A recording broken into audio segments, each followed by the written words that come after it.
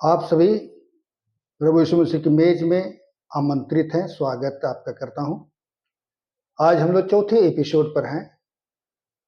परमेश्वर पिता और यीशु मसीह आज जो इस मेज से हमें भोजन या वचन या मन्ना परोसना चाहते हैं, वह लिया गया है यशायाह नबी के पुस्तक उसका 62 अध्याय 62 पद संख्या 6 से आगे,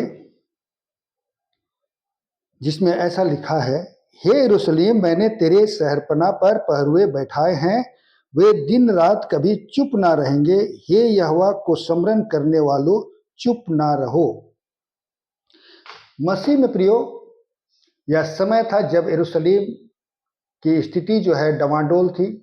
यरूशलेम चारों ओर से अपने दुश्मनों से घिरा हुआ था और बहुत से क्लेश में था, और जो है वहाँ के लोग बंधुआई में चले गए थे। ऐसे समय में यह जो है मैसेज यशायाह नबी के द्वारा से इस्राएलियों को दिया जाता है कि उसका यरूशलेम जो है फिर से बसेगा, दुश्मन उसके ऊपर में चढ़ाई नहीं करेंगे और वहाँ पर जो है शांति बनेगी। यह वचन कहता है कि परमेश्वर पिता उनके लिए जो है व्यवस्था किया है। परमेश्वर पिता उनके सर पर ना, मतलब उसके जो बाउंड्री है उसके ऊपर में जो है पहरुओं को लगाता है, और वे कहते हैं कि वे कभी चुप ना रहेंगे, और वो पहरुओं को भी कहते हैं कि वे चुप ना रहें, हमेशा लगातार अपने कामों को करते रहे, अपनी मुस्तैदी से आवाज देते रहें, ताकि जो है दुश्मन जो है उस पर आक्रमण ना कर सके और वे लोग सुरक्षित रह सके। यह तो शारीरिक या संसारिक पहरुए की बात ऐसा जान पड़ती है, लेकिन आत्मिक और कलीसियाई पहरुओं की जब बात होती है तो इसको हम लोग देख पाते हैं। यहेजकेल के 3 अध्याय में जो पंक्ति संख्या 16 से लेकर के आगे 21 पद में लिखा हुआ है। मसीह में प्रियो, मैं चाहता हूं कि हम लोग उससे पढ़ें और थोड़ा सा समझने का प्रयास करें। यहेजकेल उसका 3 अध्याय पद संख्या 16 से 21 तक। 7 दिन के व्यतीत होने पर यहोवा का यह वचन मेरे पास पहुंचा, हे मनुष्य के संतान, मैंने तुझे इस्राएल के घराने के लिए पहरुआ नियुक्त किया है। यहाँ पर यहेजकेल को परमेश्वर पिता इस्राएल के सारे घराने के लिए जो है पहरुआ नियुक्त किया है। उसका सिलेक्शन हुआ, उसके चुना है। जिस प्रकार प्रभु परमेश्वर यीशु भी कहते हैं कि तूने मुझे नहीं चुना, मैंने तुझे चुना है, वैसे हम लोग भी चुने हुए हैं यहेजकेल की तरह से। और उसे जो काम बताता है, उस काम को बहुत मुस्तैदी से करने के लिए परमेश्वर पिता जो है आगे उन्हें बताते हैं। जब दुष्ट से कहूं तू निश्चय मरेगा, और यदि तू उसको ना चिताए और ना दुष्ट से ऐसी बात कहे जिससे कि वह सचेत हो और अपना दुष्ट मार्ग छोड़कर जीवित रहे, तो वह दुष्ट अपने अधर्म में फंसा हुआ मरेगा, परंतु तू उसके खून का लेखा मैं तुझी से लूंगा। पर यदि तू दुष्ट को चिताए और वह अपनी दुष्टता और दुष्ट मार्ग से ना फिरे, तो अपने अधर्म में फंसा हुआ मर जाएगा, परंतु तू अपने प्राणों को बचाएगा। फिर जब धर्मी जन अपने धर्म से फिरकर कुटिल काम करने लगे और मैं उसके सामने ठोकर रखूं, तो वह मर जाएगा, क्योंकि तूने जो उसको नहीं चिताया, इसलिए वह अपने पाप में फंसा हुआ मरेगा, और जो अधर्म के काम उसने किए हों उसकी शुद्धि ना ली जाएगी, पर उसके खून का लेखा मैं तुझे से लूंगा। परंतु यदि तू धर्मी को ऐसा कहकर चिताए कि वह पाप ना करे और वह पाप से बच जाए, तो वह चितौनी को ग्रहण करने के कारण निश्चय जीवित रहेगा और तू अपने प्राण को बचाएगा। यहाँ पर मसीह में प्रियो, हम लोग देखें कि किस प्रकार से जो है यहेजकेल को परमेश्वर पिता जो है काम देते हैं, पहरुए चुनते हैं। वह दुष्ट को कहता है समझाओ, ताकि जो है उसका भी प्राण बचाया जाए। यदि पहरुए या यहेजकेल उसे नहीं समझाता है और वह अधर्म में ही मर जाता है, तो परमेश्वर पिता कहते हैं कि इसका जो मृत्यु का कारण है, इसका जो खून का बदला मैं तुमसे लूंगा। मतलब यहेजकेल जो है अपने रिस्पॉन्सिबिलिटी को पूरा नहीं किया। यदि वह समझाता है, वह यदि यह दुष्ट को समझाता है वह और वह समझ जाता है, मन फिराता है, तो उसका तो प्राण बच जाएगा। इसलिए यहेजकेल का प्राण भी जो है बच जाएगा, उसे किसी प्रकार का पाप नहीं होगा।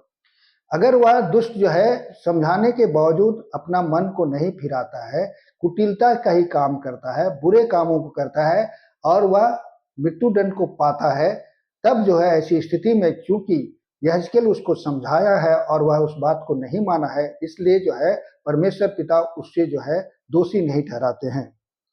उसी प्रकार से धर्मी व्यक्ति जो है अगर अधर्म का काम करने लगे, कुटिलता का काम करने लगे, व्यभिचार का काम करने लगे, चोरी का काम करने लगे, मूर्ति पूजा करने लगे, अन्य अन्य पापों में भागीदारी हो जाए, तो ऐसे समय में उसका जो काम है, उसका जो लेखा है, उसने जो अच्छे अच्छे काम किए हैं, उसके कारण से उसका प्राण नहीं बचाया जाएगा। वरन जो है अगर पहरुए उसे समझाता है तो जो है ठीक है, अगर नहीं समझाता है और वह ऐसे ही अधर्म में मर जाता है, तब भी इसका लेखा जो है पहरुए को देना पड़ेगा और उसका दोषी जो है पहरुए होगा। और अगर उसे समझाता है और वह मान लेता है, पाप से फिर जाता है, कुटिलता से फिर जाता है और फिर से परमेश्वर की ओर चलने लगता है, तो इसका जो है उसका तो प्राण बचेगा ही, साथ ही जो है पहरुए यहेजकेल का भी प्राण बचाया जाएगा, बचेगा। और उसे समझाया और वह मन नहीं फिराया तो क्या होगा? जब वह नहीं मन फिराया तो उसका जो है उसे तो मृत्यु दंड मिलेगा ही, लेकिन पहरुए मतलब यहेजकेल का प्राण जो है छोड़ दिया जाएगा, इसके लिए वह दोषी नहीं होगा। यह तो उस संदर्भ में है, पुराने नियम की बातें हैं, बहुत पुरानी बात है, लेकिन आज के समय में यह वचन हमारे लिए क्या माने रखता है?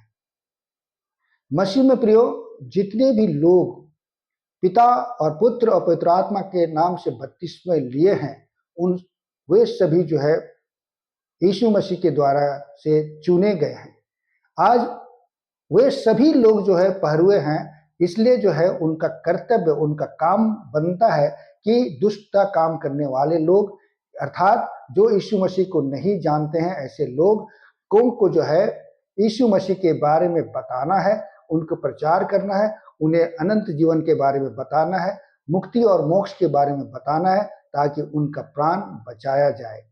अगर हम लोग उसका प्रचार नहीं करते हैं और वह मृत्यु जो है में मर जाता है, तो उस और अनंत मृत्यु में चला जाता है, तो इसका भागीदारी, इसका दोषी जो है हम लोग जो परमेश्वर पिता और पुत्र पवित्र आत्मा से का नाम से बपतिस्मा लिए हैं, वे जो है उसके लिए दोषी होते हैं। अगर हम लोग समझाते हैं और वे लोग यीशु मसीह को ग्रहण करते हैं, परमेश्वर पिता को ग्रहण करते हैं, तो इसका भी जो है फल हमें उसका अवार्ड के रूप में मिलेगा। और यदि वे लोग नहीं ग्रहण करते हैं हमारे समझाने के बावजूद, तब भी इसका पाप का दोषी हम लोग नहीं होंगे। इसी प्रकार से जो है हम लोग देखते हैं ऐसे व्यक्ति जो यीशु मसीह के नाम से पिता और पुत्र पवित्र आत्मा के नाम से बपतिस्मा लिया है, वह कलीसिया में है, अच्छे अच्छे कामों को कर रहा है, लेकिन अगर वह परमेश्वर से फिर करके बुरे कामों को करने लगता है, तो ऐसे लोगों को भी जो है हमारा कर्तव्य है कि हम लोग उन्हें समझाएं। अगर नहीं समझाते हैं और वह मर जाता है, तो इसका भागीदारी भी वही होगा जो हम लोग पहरुए हैं। और जो अगर उसे समझाते हैं और वह नहीं मानता है और वह अनंत मृत्यु में चला जाता है, तब इसका भागीदारी, इसका दोषी हम लोग नहीं होंगे। वरन अगर बचाया जाता है तो इसका अवार्ड, इसका पारितोषिक हमें जो है मिलेगा। तो हर एक व्यक्ति जो पिता और पुत्र पवित्र आत्मा के नाम से बपतिस्मा लिया है, आज जो है वे चुने हुए हैं और पहरुए हैं। चाहे इसे हम लोग अपने व्यक्तिगत रूप में भी हम लोग ले, पारिवारिक रूप में ले, कलीसियाई रूप में ले, सामाजिक रूप में ले, और जो है उससे ब्रॉड स्पेक्ट्रम में भी ले। यदि हम लोग जो है साधारण लोग हैं और यदि हम लोग जो है याजक है, परमेश्वर के भक्त है, जो है पादरी हैं, प्रचार है और जो है बिशप हैं और उससे ऊपर भी हैं, तब भी जो है हमारा एक कर्तव्य बनता है, जो कि क्योंकि जो है परमेश्वर पिता जो है हमें पहरुए नियुक्त किया है। और इसलिए हर एक पहरुए को जिस प्रकार से कहा कि वे चुप ना रहेंगे, लगातार जो है काम करते रहेंगे, मतलब जो है हमें नित्य प्रतिदिन काम करते रहना है और परमेश्वर पिता से दिन और रात जो है उसकी प्रार्थना करना है, ताकि वह ये भी वचन में वहां हम लोग देखें कि किस प्रकार से कहा है कि उसका 6वां पद में, यशायाह में, जो पहरुओं को जो है काम दिया है, हे यहोवा के स्मरण करने वाले तुम चुप न रहो। और साथ ही आगे बोलता है कि परमेश्वर को भी चुप नहीं रहने देना है, शांत नहीं रहने देना है। ऐसा तभी संभव हो सकता है जब हम लोग परमेश्वर से दिन और रात संबंध बना के रखेंगे, उनके साथ चलेंगे, उनकी अगुवाई में रहेंगे।